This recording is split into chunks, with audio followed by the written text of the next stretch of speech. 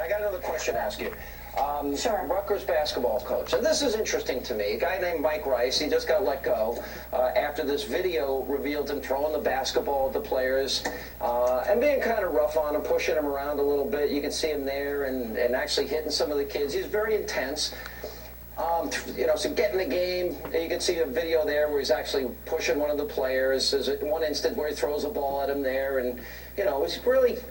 And I'm watching this, and I'm thinking, all right, I don't like it. He kicked one player there, but on the other hand, you know what? I kind of like old-fashioned discipline. And on the other hand, I mean, we've become that politically incorrect. These are adults. They don't want to play for that team. They can leave.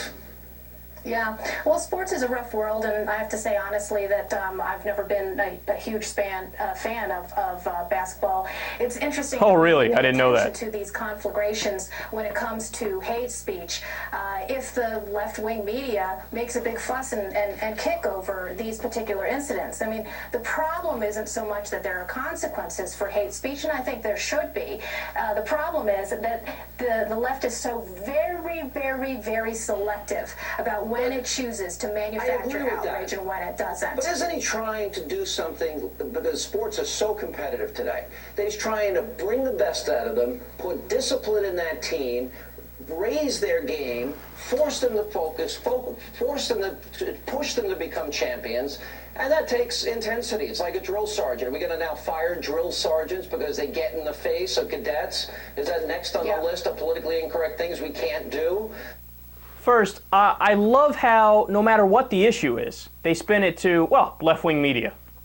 Michelle Malkin went there in like a matter of 6 seconds. I was like, what happened? Like, how do we get the left-wing media and hate speech involved in a coach physically abusing his kids? How do you make that connection? These guys are unbelievable. So, not only did Hannity defend this guy, and if you haven't seen the video, I recommend go watching the video.